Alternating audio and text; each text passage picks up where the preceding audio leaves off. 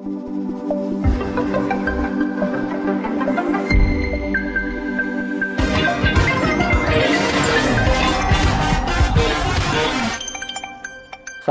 warahmatullahi wabarakatuh.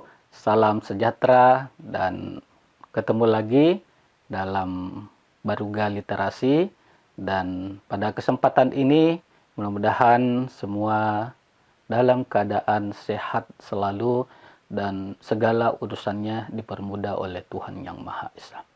Pada kesempatan ini kita akan membahas sebuah buku yang berjudul Who Will Cry When You Die? Siapa yang akan menangis ketika Anda mati?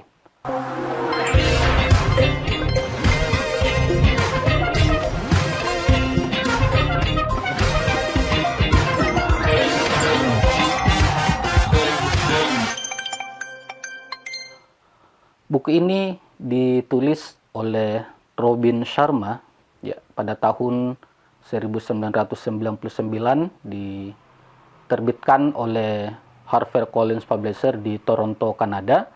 Kemudian di tahun 2006 diterjemahkan ke dalam bahasa Indonesia oleh PT Buana Ilmu Populer Grup Gramedia di tahun 2006 itu.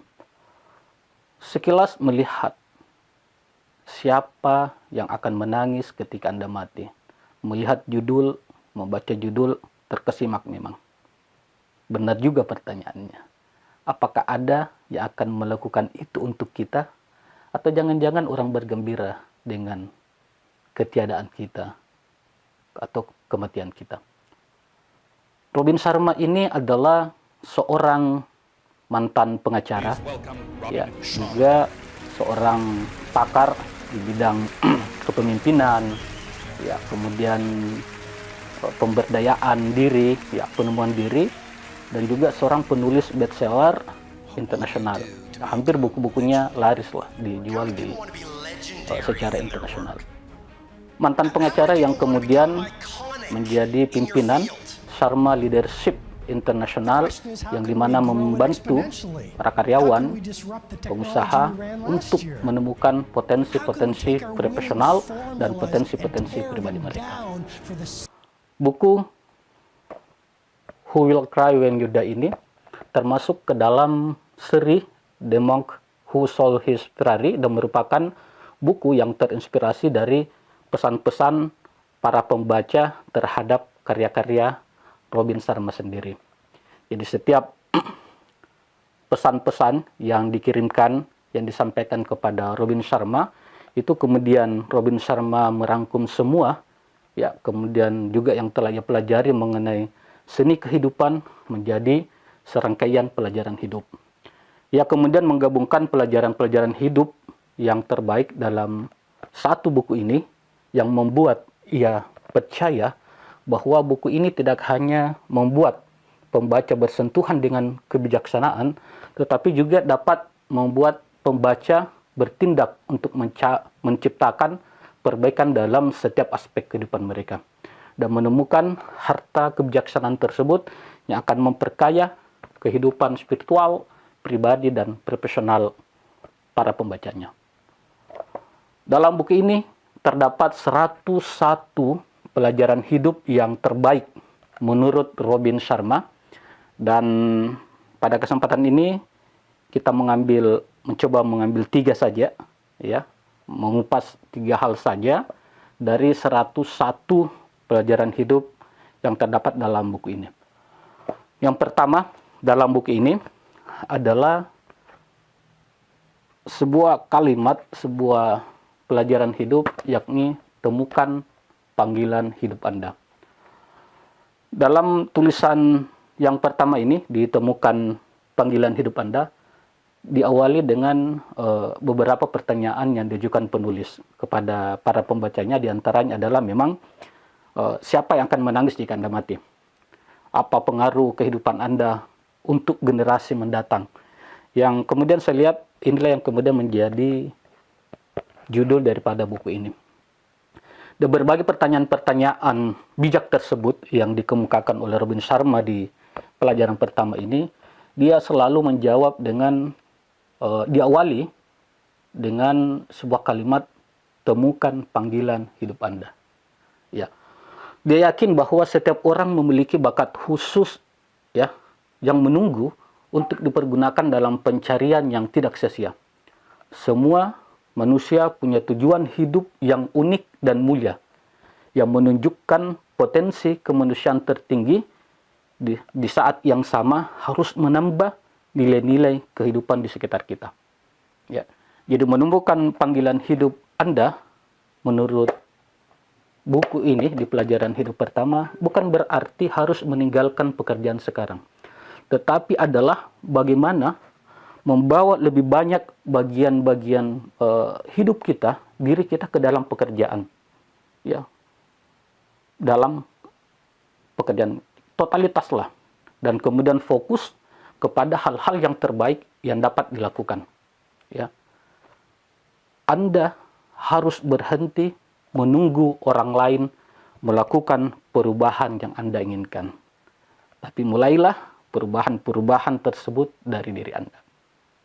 Ya, jadi intinya pada pelajaran hidup ini, temukan panggilan hidup Anda bukan berarti meninggalkan pekerjaan yang ada sekarang, tetapi bagaimana kita memaksimalkan potensi-potensi kemanusiaan tertinggi kita, ya, kemudian di saat yang sama harus menambah nilai-nilai kehidupan di sekitar kita. Dan kita harus berhenti menunggu orang lain untuk melakukan perubahan terhadap apa yang kita inginkan. Itu adalah pelajaran pertama, ya, di buku ini, temukan panggilan hidup Anda. Kemudian yang kedua yang kita akan ambil adalah pelajaran yang ke-50, ya. Praktikkan tindakan memaafkan. Ya, ini merupakan, ya, kita random aja ya. Yang ke-50, praktikkan tindakan memaafkan. Memaafkan orang yang telah bersalah pada kita, menghilangkan permusuhan, menghilangkan kebencian, sebenarnya merupakan tindakan yang mementingkan diri sendiri, bukan tindakan yang menguntungkan orang lain. Menahan dendam kepada seseorang, ya, yang telah bersalah kepada kita, sama seperti bahwa orang itu kita gendong, ya, kemudian menguras energi, menguras semangat dan kedamaian pikiran. Sehingga begitu dimaafkan orang itu, maka turunlah orang itu dari gendongan kita, dan kita dapat melanjutkan sisa-sisa hidup dengan damai. Memaafkan adalah sebuah tindakan spiritual yang berani, ya, dan merupakan cara terbaik untuk menaikkan kualitas hidup. Dan penulis menemukan bahwa setiap menit yang digunakan untuk memikirkan orang yang bersalah, maka sebenarnya itu adalah menit-menit yang kita curi dari pencarian yang lebih berharga. Itu esensi dari pelajaran ke-50 dari 101 pelajaran hidup di buku ini. Kemudian hal ketiga adalah kita ngambil yang terakhir, ya, pelajaran hidup yang ke-101 atau pelajaran terakhir dari buku ini adalah hiduplah secara utuh, maka Anda akan mati dengan bahagia. Hiduplah secara utuh, maka Anda akan mati dengan bahagia. Kebanyakan orang tidak mengetahui untuk apa hidup, sampai tetap, ya, sebelum mereka meninggal. Banyak yang berjuang mendapatkan hal-hal yang membuat mereka bahagia, ketimbang bijaksana untuk menyadari bahwa kebahagiaan bukanlah tempat untuk dicapai, tapi sebuah kondisi yang kita ciptakan. Makna hidup yang sebenarnya adalah hidup untuk sesuatu melebihi dirimu sendiri. Singkatnya, tujuan hidup adalah hidup dengan tujuan. Ya, itu setidaknya ringkasan dari hiduplah secara utuh, maka Anda akan mati dengan bahagia.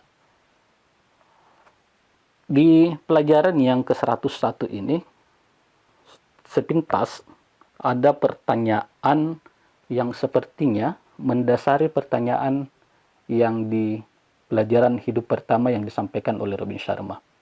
Pelajaran tentang apa pengaruh kehidupan Anda bagi generasi mendatang. Di pelajaran ini, hidup yang ke-101 ini, itu ditemukan jawabannya. Sekira itulah 3 ulasan singkat dari 101 pelajaran kehidupan ya yang terdapat dalam buku Who Will Cry When You Die oleh Robin Sharma. Ya. Terima kasih untuk saat ini dan sampai ketemu di pembahasan selanjutnya. Dan Assalamualaikum warahmatullahi wabarakatuh.